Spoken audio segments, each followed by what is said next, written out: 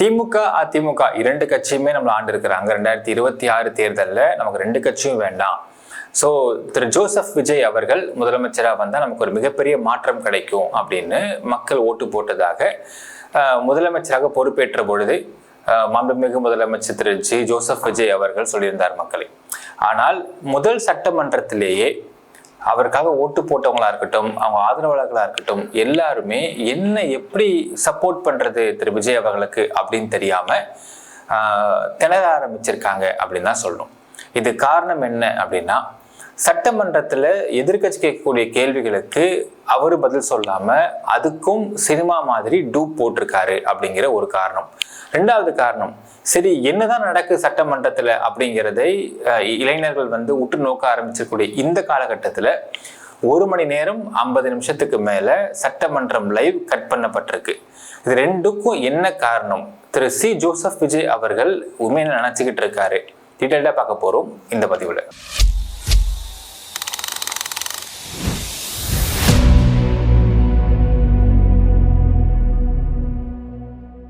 அன்பார்ந்த மக்களுக்கு வணக்கம். நான் உங்கள் கார்த்திக் பிள்ளை அண்ட் வெல்கம் டு தி கேடி.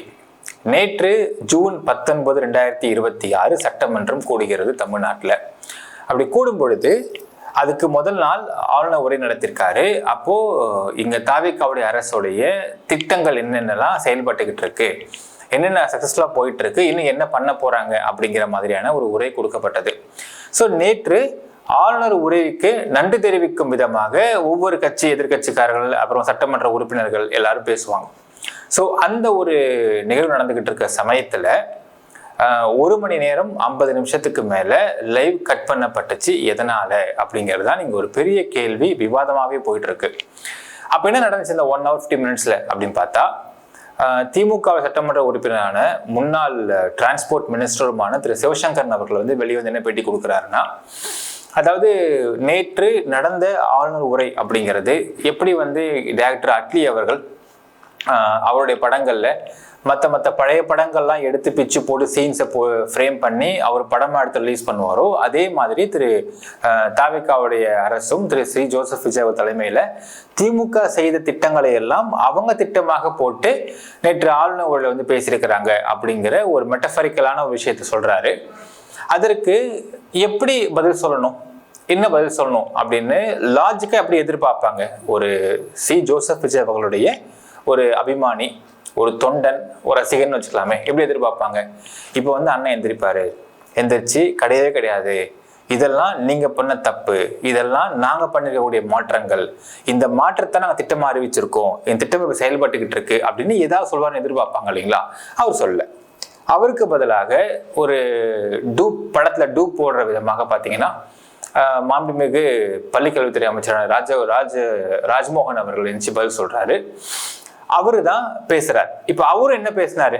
சரி, இப்ப நம்ம அவர் தான் பேசினாருங்களாங்க, அவர் தான் முதலமைச்சர் பேசல, ஒரு இன்னொரு அமைச்சர் பேசுறாரு அப்படின்னு எடுத்தாலும் இல்லைங்க, நீங்க சொல்றது தப்பு, இந்த திட்டங்கள்லாம் திமுகல இப்படிதான் நடந்திருக்கு. இப்போ தாவேக்கா ஆட்சி வந்ததுக்கு அப்புறம் திட்டங்கள்லாம் கொஞ்சம் ஆல்டர் பண்ணப்பட்டிருக்கு, இந்த மாதிரி மறுசீரமைப்பு பண்ணப்பட்டு இப்படி நடந்துகிட்டு இருக்கு அப்படின்னு ஏதாவது சொல்வாருன்னு எதிர்பார்த்தா, அவர் என்ன சொல்றாருன்னா, சினிமாலே இருக்கக்கூடிய முதலமைச்சர் ஜோசப் விஜய் அவர்களை விட சிவசங்கரன் முன்னாள் அமைச்சர் அவர்கள் எடிட்டிங் பத்தி பேசுறாரு, சினிமா பத்தி அட்லி பத்தி எல்லாம் பேசுறாரு அப்படின்னு அவரு வேற மாதிரி சொல்றாரு.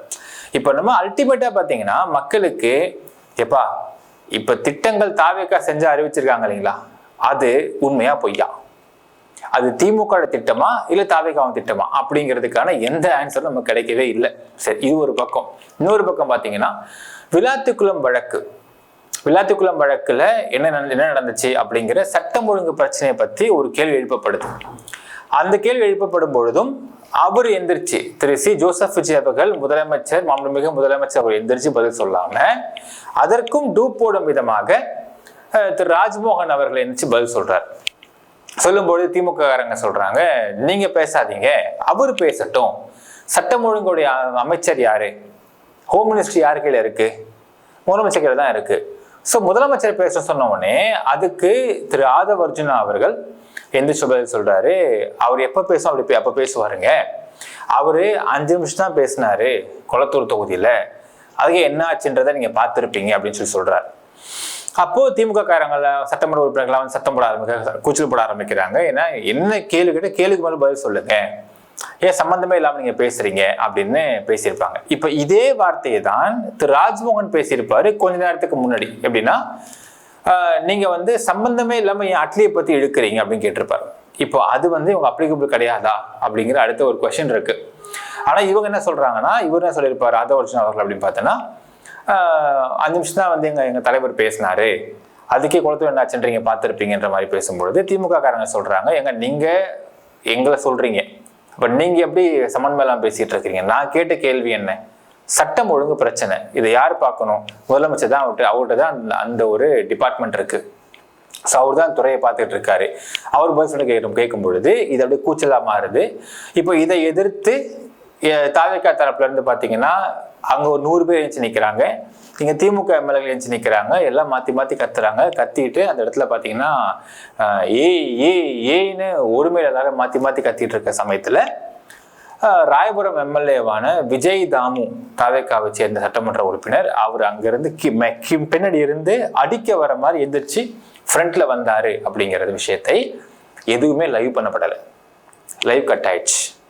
இது எல்லாத்தையுமே அங்க உட்கார்ந்துருக்கக்கூடிய ஜேர்னலிஸ்ட் வெளியே வந்து அவங்க அதை வந்து சொல்றாங்க.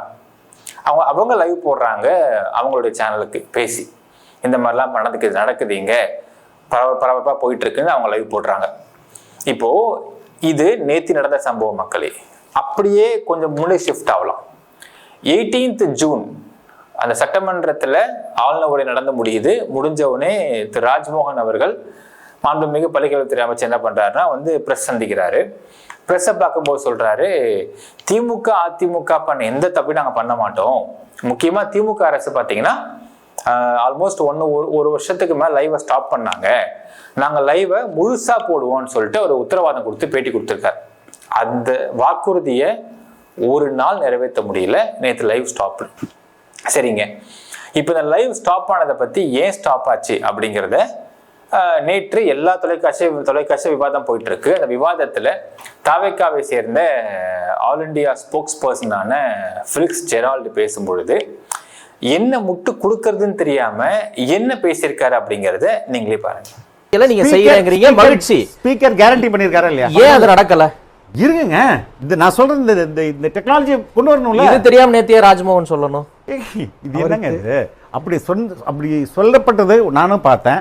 பட் மாண்பை தவிர எதுக்கு நடந்துக்கணும்? என்னதான் சொல்றது? அவையில மாண்போட நடந்துக்கணுமா நடந்துக்கூடாதா? இல்ல மாண்போட ஏன் நடக்கல? தாவேகா எம்எல்ஏ அடிக்கிற மாதிரி போயிருக்கிறாரு, ஏன் நடக்கல?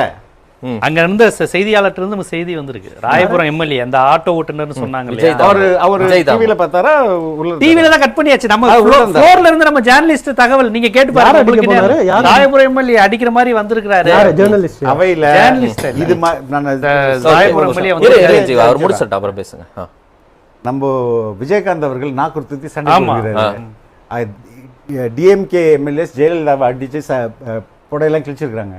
This happens. புரியுதுங்களா? இது நடக்கலன்னு சொல்லவே முடியாது. இதெல்லாம் தெரியாமையா நீங்க வாக்குறுதி கொடுத்தீங்கன்னு கேக்குறேங்க. கேளுங்க சார், மாண்போட நடந்துக்க சொல்லுங்க சார். சரி, அது நீங்க சொல்லுங்க சார். எதுக்கு சார் நீங்க வந்து நேரலையை கட் பண்றீங்க? மாண்போட நடந்துக்க அவைக்குன்னு ஒரு மாண்பு இருக்குல்ல, அந்த மாண்பை தவறி நடக்கும்போது நீங்க இப்படி ஒரு பதில் சொன்னீங்கன்னா நீங்க ஜென்மத்துக்கு நீங்க நேரலை ரூல்ஸ் இருக்கா இல்லையா? இதை எங்க நீங்க எவால்வ் பண்ணல அப்படின்னா நாங்க அவ்வளவு மாண்பு குறைவா தான் உறுப்பினர்கள் நடந்துப்பாங்களா? நீங்களும் தான் இருக்கீங்க. இல்ல அவங்க இருக்கீங்கல்ல, அப்புறம் என்ன? பப்ளிக் நாம வந்து ஒரு ஐ அம் ரெப்ரசென்டிங் பீப்புள், அங்க போயிட்டு அதுக்கேற்ற மாதிரி தாங்க பிஹேவ் பண்ணணும். அதனால நேரலை கட் பண்ணலங்க. I am telling you again they will do it. அதுக்கு ஒரு சிஸ்டத்தை டெவலப் பண்ணணும் ஃபர்ஸ்ட். ஈஸி கட் பண்ணிட்டு போறது ஈஸிங்க, அது ஈஸி. சரி, பட் அது வந்து அந்த சிஸ்டம் நீங்க எவால்வ் பண்ணனும்ங்கறீங்க. ஆமா, ஒரு டெக்னாலஜி டெவலப் பண்ணனும் இல்லையா? வீடியோ பார்த்திருப்பீங்க மக்களே. இப்போ நமக்கு என்ன கேள்வி இங்க வருதுன்னு பாத்தீங்கன்னா, ஃபர்ஸ்ட் சொல்ற வார்த்தை இது டெக்னிக்கல் பிரச்சனை, டெக்னாலஜி இஷ்யூஸ்னு சொல்றாரு. எனக்கு ஒன்றும் புரியல. எப்படின்னா இப்போ திரு ஜோசப் விஜய் அவர்கள் முதலமைச்சர் அவர்களை பத்தி ஒரு சில நியூஸை வந்து உண்மையை போட்டா புதிய தலைமுறையை பார்த்தீங்கன்னா அரசுக்கு அப்படி கீழே போயிடும், பாலிமர் கீழே போயிடும். இது ஏன் அப்படின்னு கேட்ட டெக்னிக்கல் கிளிச்சின்னு சொல்லி பேசுவாரு திரு ராஜ்மோகன் அவர்கள். அடுத்தது நல்லா போயிட்டு இருக்கிற லைவ் திடீர்னு ஒரு 2 hours கட் ஆகுது. அப்படி கட் ஆச்சுன்னா கேட்ட டெக்னாலஜிக்கல் இஷ்யூன்னு சொல்லி பேசுவாங்க அப்படின்னால் இது நம்பக்கூடியதாக இருக்கிறதா அப்படின்றத ஃபர்ஸ்ட் பார்க்கணும். அதாவது இவங்கெல்லாம் பேசும்பொழுது லைவ் ரிலே ஓடுதான், ஆனால் எதிர்கட்சி கேள்வி கேட்டு லைவ் ரிலே கட் ஆயிடுமா? எப்படி எடுத்துக்க முடியும்? சரி, அடுத்த வார்த்தை சொல்றாரு, சட்டமன்ற உறுப்பினர்கள் மாண்போடு நடந்துக்கணும் இல்லையான்னு கேட்கிறார். ரைட், இதான் நம்மளும் கேட்கிறோம். இப்ப சட்டமன்ற உறுப்பினர்கள் திமுகவோ அதிமுகவோ தவைக்காவோ யாரு மாண்போடு நடந்துக்கல அப்படிங்கிற விஷயத்தை பொதுமக்களை நாங்க பார்க்க வேண்டாமா? லைவ் அதுதானே போடுறீங்க. இப்போ அப்படி திமுக சட்டமன்ற உறுப்பினர்கள் மாண்பு கெட்டு நடந்துக்கிட்டாங்க அப்படின்னால் அதை மக்கள் பார்த்து முடிவு பண்ணலாம்ல. எல்லாம் நினைச்சுக்கிட்டு இருக்கிறாங்க, வெயிட் பண்ணிட்டு இருக்கிறாங்க. நம்ம விஜயண்ணாக்கு ஓட்டு போட்டிருக்கோம், விஜயண்ணா பேசுவாரு, விஜயண்ணா வெளியே பேச மாட்டேங்கிறாரு, அவரை வெளியே பார்க்க முடிய மாட்டேங்குது, அவர் பொது நிகழ்ச்சிகளை பேச கலந்துக்க மாட்டேங்கிறாரு. இன்ஃபேக்ட் மாற்று கட்சியினர்கள் போய் தாவேக்கால சேர்ந்தா கூட அவரையும் விஜயண்ணா பார்க்க மாட்டேங்கிறாரு. சட்டமன்ற லைவ் போடுறாங்க, சட்டமன்றத்தை லைவா நம்ம விஜயண்ணா பார்க்கறோம்னு ஆசையா காத்துக்கிட்டு இருக்கிறாங்க. இப்போ லைவா விஜயண்ணா பார்க்கும்போது இதை பார்ப்பாங்க. இப்போ விஜயண்ணா எதிர்கட்சி தலைவர்கள், எதிர்கட்சியில் இருக்கிற சட்டமன்ற உறுப்பினர்கள்லாம் ஒரு கேள்வி கேட்கறாங்கன்னா அந்த கேள்விக்கு எங்க விஜயண்ணா எப்படி பதில் சொல்வாரு? எவ்வளவு சூப்பரா பதில் சொல்றாரு. சினிமா டைலாக்லாம் பயங்கரமா பேசியிருக்காரு, அடிச்சு இது அனல் பறக்க விட்டுருக்காரு. அப்ப சட்டமன்றத்தை அனல் பறக்க விடுவாரு அப்படின்னு எவ்வளவு ஆர்வமா எதிர்பார்த்து காத்துக்கிட்டு இருக்கிறாங்க பொதுமக்கள்லாம். இப்ப இந்த இடத்துல நீங்க ஒரு கொஸ்டின் கேட்கும் பொழுது அந்த கொஸ்டினுக்கு விஜயண்ணா என்ன பதில் சொன்னாலும் தெரியாம எவ்வளவு முடிச்சுக்கிட்டு இருப்பாங்க பொதுமக்கள்லாம். இங்க லைவ் நீங்க கட் பண்ணி அர்த்தம் அப்படிங்கிற அடுத்த கேள்வி இருக்கு. இப்ப மாண்பை கெடுக்கும் விதமாக ஒரு உறுப்பினர் நடந்துகிட்டாரு அப்படின்னால் அது எந்த உறுப்பினர் அப்படிங்கிறதை பார்த்து மக்கள் அதை அனலைஸ் பண்ணிட்டு அந்த உறுப்பினருக்கு அடுத்த முறை நிற்கும் பொழுது ஓட்டு போடாம இருக்கிறதுக்கு பெரிய வாய்ப்பா தானே இது இருக்கும். எதுக்காக நீங்க லைவை கட் பண்ணீங்க அப்படிங்கிறத இங்க பெரிய கொஸ்டினா இருக்கு. ஸோ இவங்க என்ன முட்டு கொடுக்கறதுன்னு தெரியாம மாண்பை கெடுக்க விதமா நடந்துக்கிட்டாங்க அப்படின்னா அப்ப நீங்க லைவை கட் பண்ணிக்கல, அதனால கேட்கறாங்க. அடுத்த கேள்வி, நான் கட் பண்ணலங்க, டெக்னாலஜி இஷ்யூ அப்படின்னு அடுத்த சொல்றாரு. கேள்வி என்ன? அப்போ முதல் நாள் திரு ராஜ்மோகன் அவர்கள் பேட்டி கொடுக்கும் பொழுது என்ன சொல்றாரு? முழுசா லைவ் போடுவோம்னு சொல்றாரு. அப்ப டெக்னாலஜிலாம் நீங்க இஷ்யூஸ் வருமா வராதா, கிளிச்சு வருமா வராதா அப்படிங்கிறத பார்க்காம உங்க அமைச்சர் பேட்டி கொடுத்துட்டாருன்னா அப்ப வாட் இஸ் திஸ் கவர்னன்ஸ்? இதுதான் மாற்றமா இல்ல ஏமாற்றமா அப்படின்னு ஒரு கேள்வி வருது இந்த இடத்துல.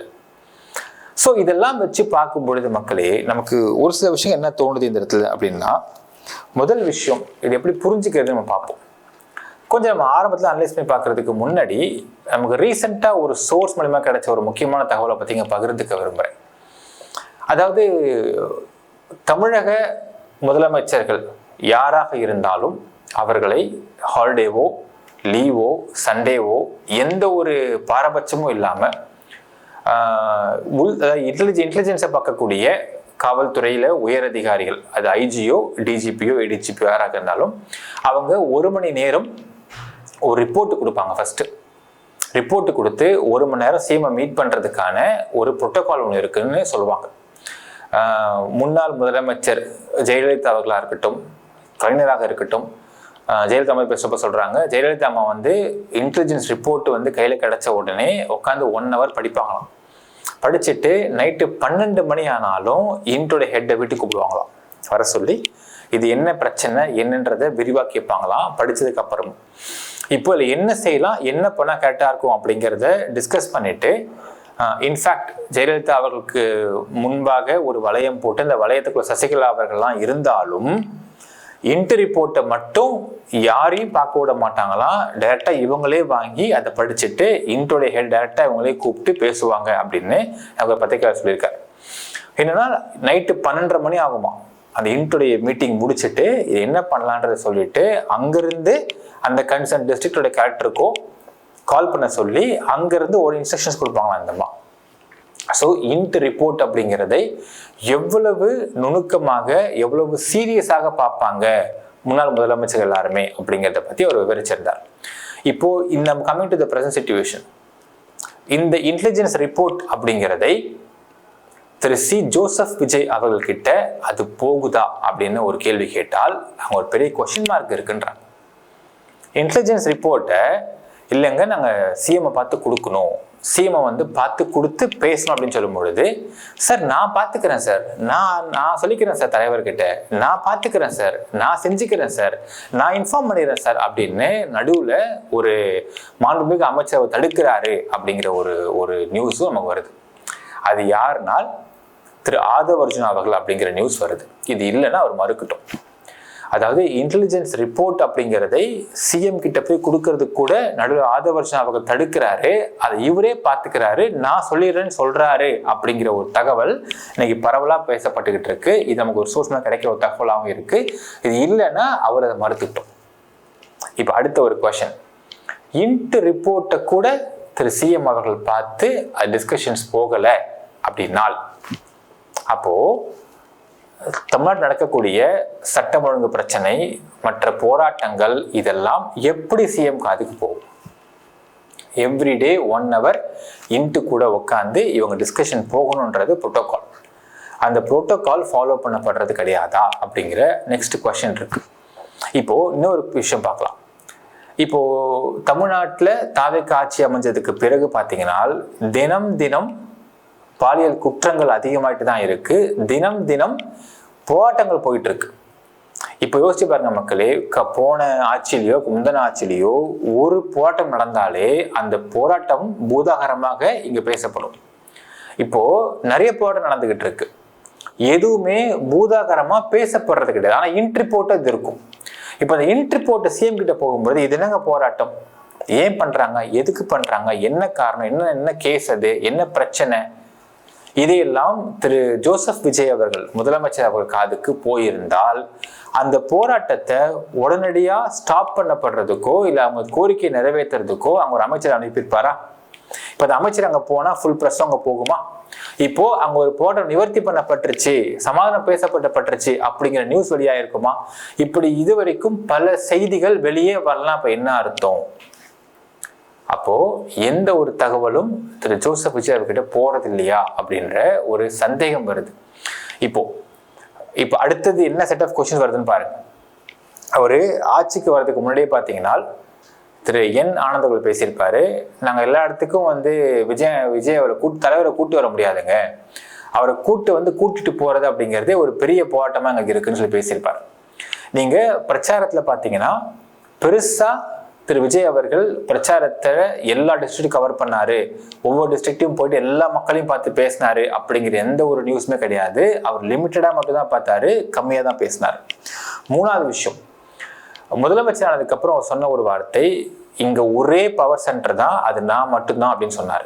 ஆனால் ஒரே பவர் சென்டர் இருக்கக்கூடிய திரு முதலமைச்சர் ஜோசப் விஜய் அவர்கள் சட்டமன்றத்தில் கூட அவருக்கு டப்பிங்க்கு வேற ஒருத்தவங்க பேசுறாங்க, டூப் வேற ஒருத்தவங்க போடுறாங்க அப்படின்னும் பொழுது இதை எப்படி ஏற்றுக்கொள்ள முடியும் இந்த ஒரு விஷயத்தை அப்படின்னு தெரியல. அடுத்த 4வது விஷயம், காலை 10 மணிக்கு வராருங்க, வந்து ஆஃபீஸில் உட்காடுறாரு, ஈவினிங் 5 மணிக்கு போயிடுறாரு அப்படின்னு சொல்றாங்க இல்லைங்களா? இப்போ நம்ம என்ன கேள்வி வருது, அடுத்தது பார்த்தீங்கன்னா, ஒரு குழந்தைய வந்து நல்லா அலங்கரிச்சு ஸ்கூலில் போய் விட்டுன்னு வச்சுக்கோங்களேன், அந்த குழந்தை ஸ்கூலில் உட்காந்து கம்முன்னு பார்த்துக்கிட்டு இருக்கும், அது ஒன்றுமே புரியாது. சட்டமன்றத்தில் திரு ஜோசப் விஜய் அவர்கள் ஏன் உட்காந்துருக்காரு, ஏன் பேச மாட்டேங்கிறாரு? அப்போ பிரச்சனை தெரியலையா, இல்லை என்ன பேசுறதுன்னு புரியலையா, இல்லை சுய நினைவில் இல்லையா? இந்த கொஸ்டின் வருது. 10 to 5 ஆஃபீஸில் உட்கார்றதுனால மட்டும் 10 to 5 அவர் லஞ்ச் பாக்ஸ் அவரே தொடர்ந்து சாப்பிட்றாரு அப்படின்னா ஒரு நியூஸை பரப்புறாங்க இல்லைங்களா? அப்போ இந்த நியூஸ் ஏன் பரப்பப்படுது? அதுக்கு பதிலாக திரு ஜோசப் விஜய் அவர்கள் டக்குன்னு கிளம்பி இந்த இடத்துக்கு போய் அவர் வந்து ஆய்வு பண்ணாரு, இங்க போய் வந்து விசிட் அடிச்சாரு, இந்த இடத்துக்கு போய் மீட்டிங் அட்டன் பண்ணாரு, ஈவினிங் 8 மணிக்கு 7 மணிக்கு போயிட்டு ஒரு இடத்துல போய் வந்து ஒரு பாதிக்கப்பட்ட குடும்பத்துல போய் பாக்குறாரு, இல்ல ஒரு போராட்டம் பண்றவங்கிட்ட போய் பேச, இப்படி எந்த நியூஸும் வெளியே வர மாட்டேங்குது. 10 to 5 ஆஃபீஸில் உட்காராரு, வெளியே வந்துடுறாரு. மற்ற எல்லாத்தையும் யார் பார்த்துக்கிறாங்க, யார் ஹேண்டில் பண்றாங்க? இப்போ அவங்களுக்கா மக்கள் ஓட்டு போட்டாங்க, ஓட்டு போட்டது யாருக்காக?